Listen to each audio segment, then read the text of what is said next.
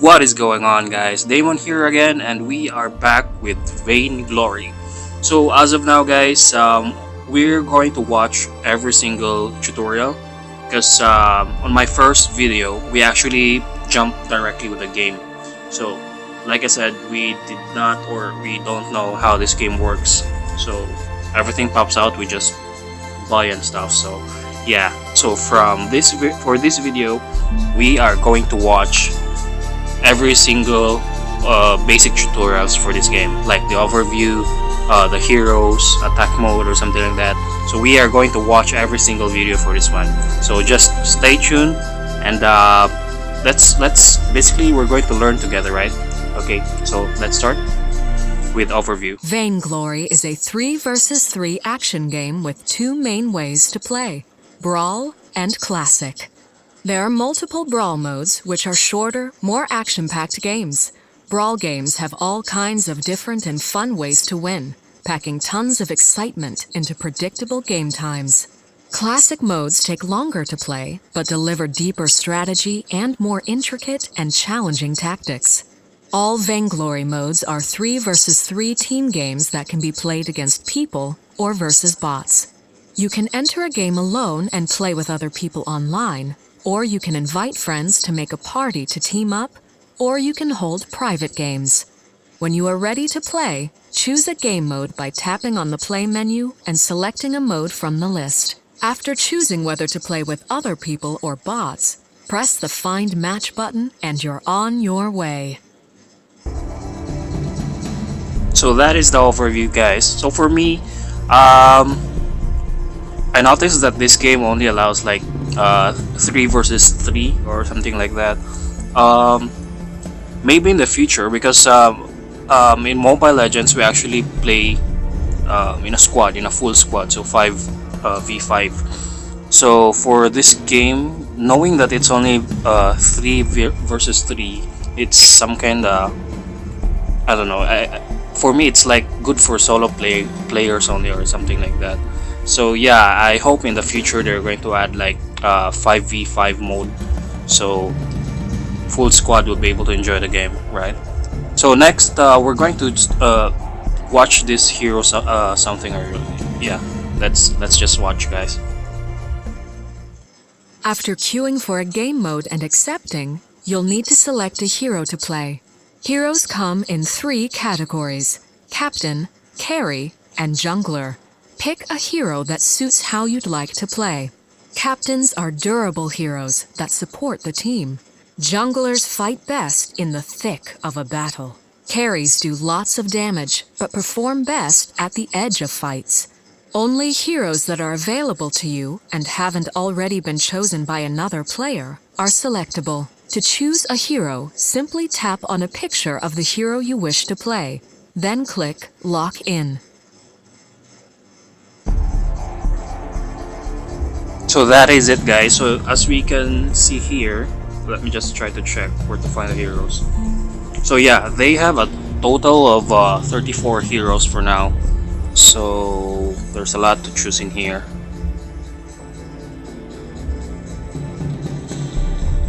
So yeah, let's go back, and now we're going to watch this attack and move stuff. To move, tap where you want to go. You can also move by tapping and then holding. To attack, tap on a target. Your hero will automatically move into range and attack until you pick another target or another place to move. You can only attack enemies, identified by red health bars. You and your allies have blue health bars. So yeah, guys, basically this is the one of the how to say, one of the difference, or the huge difference aside from the rest of the MOBA games. So it's like tap to move or tap to attack. So to be compared like Mobile Legends or Heroes Evolve, those games you're just going to use the joystick for you to move, and then press the attack or something like that. So this one is kind of different. It's more like League of Legends or Dota 2 stuff. So next we are here with the upgrading attacks. The red numbers that appear when you hit an enemy show how much damage you have done. To increase this damage, you can buy items from the shops at either end of the map, and in some game modes, from a shop at the bottom of the map. The shop icon will become active when you are in range of a shop.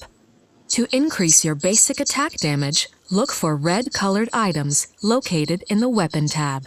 With an item selected, either double tap it to purchase or press the Buy button. Only the items that you can afford are highlighted in the shop. So once again, guys, it's also a different. It's also different from the rest of the MOBA games. So basically, like in Mobile Legends or Heroes Evolve, you can buy items anywhere you are in the map. So unlike to this game, there's a specific shop in where you can only buy items on that specific location. So yeah, it's kind of cool, or it's more like a brawl mode in Mobile Legends or something. So let's try to check this making money. To buy items, you'll need to earn some gold. There are two main ways to earn gold. First, heroes naturally gain gold over time, but this is slow. To earn gold faster, strike the killing blow on enemies, identified by their red health bars. Delivering the final blow to an enemy is how you earn the most gold. It's not enough to do some or most of the damage to an enemy. It is specifically the last hit that delivers the big payout. The yellow numbers show how much gold you earned for the kill. So yeah, we already know that one, guys. Like from the rest of the mobile games, this is also the most used strategy for you to earn more money aside from jungling. So yeah, now we're going to check the abilities. Each hero has 3 special abilities that make them unique. Every time you level up, you gain a point that you can put towards one of your 3 abilities. To use an ability, tap one of the 3 icons on the bottom of the screen. The blue numbers that appear indicate how much damage you dealt with an ability. To increase your ability damage, buy blue items found in the Crystal tab. With an item selected, either double tap it to purchase or press the Buy button. Only the items that you can afford are highlighted in the shop. So for this one, it's like more on mage stuff or something like that. So lastly, we're going to check with this winning video. In most game modes, the object of the game is to destroy the enemy vein crystal located on the opposite end of the map. To reach the vein crystal, you will first have to destroy all the enemy turrets positioned along the path to their base. Only after all 5 enemy turrets are destroyed will their vein crystal be vulnerable to attack. The first team to destroy the enemy vein crystal wins. In the Blitz game mode, players are given 5 minutes to score as many points as possible. Heroes are worth 1 point each, while kills against crystal sentries, the gold mine, and turrets are each worth 3 points. The first team to reach 15 points, or the team with the highest number of points at the end of 5 minutes, wins. If you ever forget how to play a game mode, the rules are displayed in the play menu. So it seems like this is for a specific game mode or something. So I'm also going to show you one thing. This is for the players that is like too lazy to read, like me. So I just noticed this one a while ago. So instead of reading these perks, this something like this, all of this stuffs, I'm too lazy to read this one. So I'm so grateful to notice this one, or yeah. So let me just give you a quick look for this one, guys. So this is Alpha. She is the hero that I used in my first video. So basically I also did not know anything about her. I just learned the time that I already played her. Used her in the game. So yeah. So for this one, if you are too lazy to read like me, this game actually has this spotlight. So let's try to check this one out. Hey, this is Ciderhelm, and welcome to the Vainglory Hero Spotlight. Today we're looking at Alpha, a Stormguard hunter no longer bound by the rules of mortality. Unable to die, Alpha engages fearlessly, pushing her hardware well beyond its limits to take down her targets. Although fragile, she brings consistently high damage and maneuverability to her team. While her Infinite Reboot perk is available, Alpha cannot die. When she takes lethal damage, she instead gains a reserve of health and attempts to reboot. If her reserve is not destroyed within several seconds, she returns back to life. The cooldown for Infinite Reboot is displayed in place of energy. Anytime this bar is full, Alpha's reboot is available. During the reboot process, this bar slides to 0, indicating how much time remains before she returns to life. Alpha's Prime Directive allows her to scan for enemies along a path. Upon connecting with any target other than a minion, that target is slowed and Alpha instantly dashes behind them, dealing damage to them and all surrounding enemies. I recommend learning this ability at level 2, then upgrading it first and taking its overdrive. With Core Charge, Alpha can spend her own health to instantly land a basic attack on her target, while fracturing the ground for additional crystal damage. Additionally, each activation grants a stack of Core Overload. Core Overload increases the damage dealt by this ability and causes all of her basic attacks to heal her for a small amount. Core Overload stacks continually drain a small amount of Alpha's health. However, if Alpha lands her Prime Directive, it will remove the health drain while keeping the positive effects. Prime Directive's damage is increased based on how many stacks are removed.